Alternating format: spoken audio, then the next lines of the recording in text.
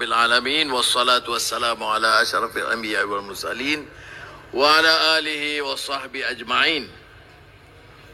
Saudara Amiruddin, terbesar, Saudara Saifuddin, Saudara Dr. Syed Hussain Ali, dan kawan pimpinan, terima kasih atas kesudian Saudara Amiruddin menjadi tuan rumah pada majlis yang permai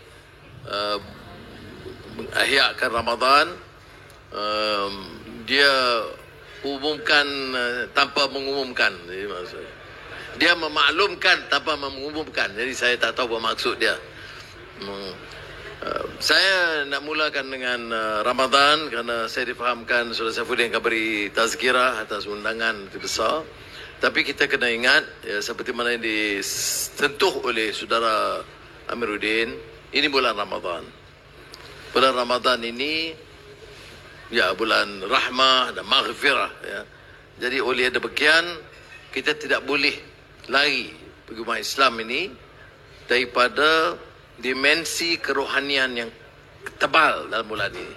Ya, madrasah ruhiyah.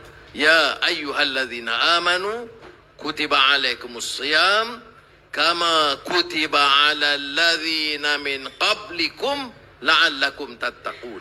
Jadi soal itu kita harus jelaskan, ya. Perintah itu harus kita anggap secara serius. Tetapi untuk maklumat Saudara Siva dan rakan-rakan, Saudara Hi, perintah Ramadan ini yang istimewa dan unik ialah kerana perintah ke atas kamu umat Islam seperti mana yang diperintahkan ke atas umat yang terdahulu.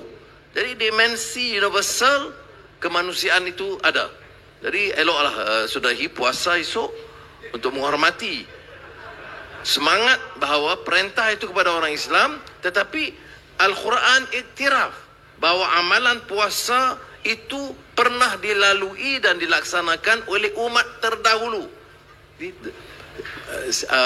Penekanan bukan saja tolerance, tetapi respect dan recognition amalan yang dibuat oleh orang bukan Islam sebelumnya. Jadi tapi peringatan kepada kita la'allakum tattaqun, ya, itu yang pertama. Yang kedua, ini juga bulan turunnya Al-Quran. Syahrul Ramadan allazi unzila fihi Al-Quran hudan linnasi wa bayyinatin minal huda wal furqan.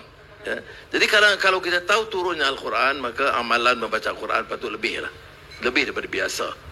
Kalau ulama menyebut Quran ini sebagai tarbiyah ruhiyah ataupun sekolah Ramadan, madrasah Ramadan. Kerana semua orang Islam itu diperintahkan masuk sebulan ke sekolah supaya ada suatu disiplin ke arah peningkatan imannya, ilmunya, akhlaknya.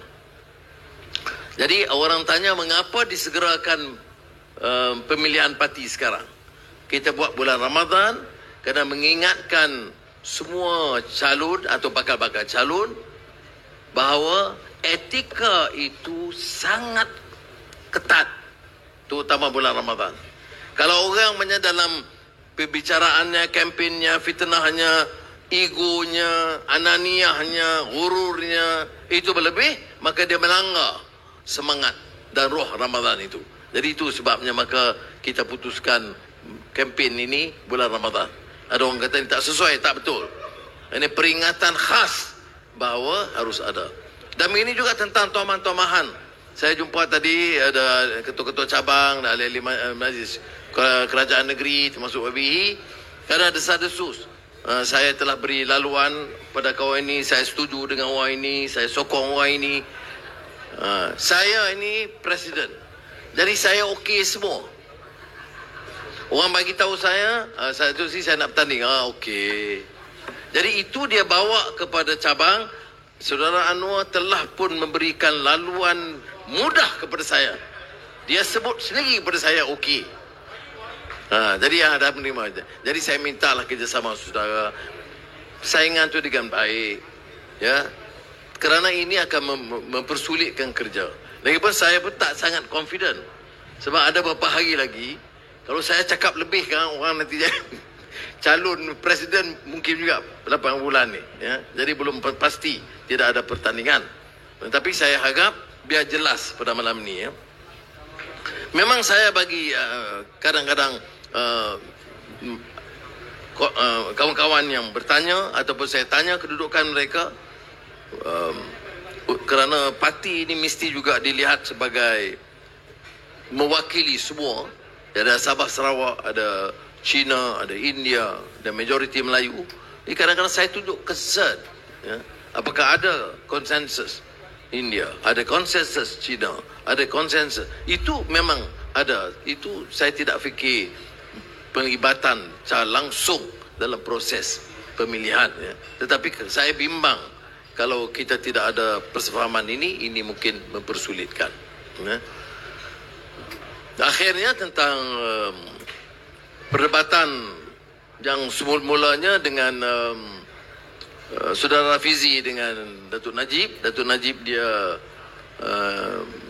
agak cuba-cuba kalau dia boleh melunturkan atau menggagalkan debat itu dengan mengaitkan nama saya.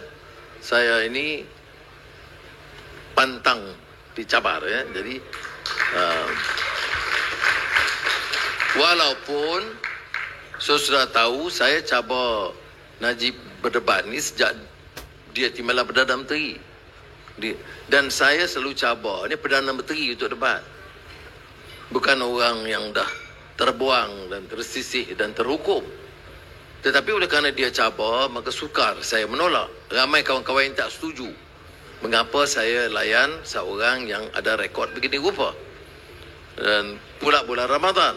Sebab tu saya mengambil masa 24 jam untuk jawab. Kerana saya tidak begitu sangat berminat untuk berdebat. Tetapi oleh kerana dicabar, Surah Fahmi akan mengatur detail. Dan Fahmi tanya saya kata mana pun okey. Televisyen mana, media mana, apa tajuk, di mana, semua okey. Asalkan jadi debat, itu yang penting. Yang itu ya. Kita juga sentuh bahawa hal ini memang kontroversial. Jadi banyak juga yang saya diserang oleh kerana setuju dengan debat ini. Dan sudah kadang-kadang elit tertentu ni dan pekaji-pekaji dia negatif semua. Kita setuju pun salah, tak setuju pun salah, ada pertandingan pun salah, tidak ada pun salah ya. Dan dia bagi gambaran seolah-olah kita ni kena dengar pendapat 2-3 orang elit kota ini dalam semua kerja kita. Saya nak berikan pandangan bahawa ada isu dalaman yang keadilan mesti selenggara dengan sebaik mungkin. Jadi saudara manfaatkan waktu bulan Ramadan ini munajat kepada Allah SWT ya. Memang kita kadang-kadang sibuk mesyuarat. Tadi Amir pun mesyuarat sampai dekat pukul 5.30, 6 tak benda mesyuarat panjang-panjang bulan Ramadan ni. Oh, pasal dia apa? Nasib baik di Gazi Hutan saya ucap tahniah kepada Menteri Besar.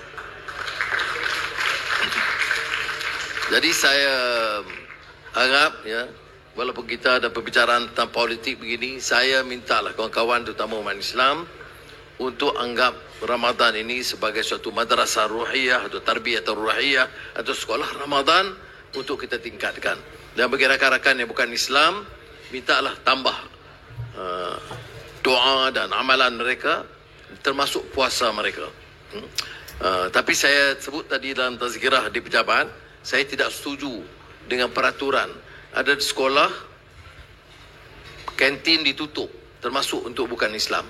Ini bukan peraturan yang saya faham.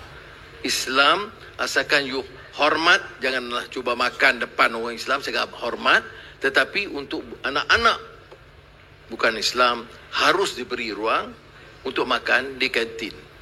Ini tidak bermakna kita liberal. Ini bermakna kita ini lebih faham semangat ajaran Islam itu. Sekian. Wassalamualaikum warahmatullahi wabarakatuh.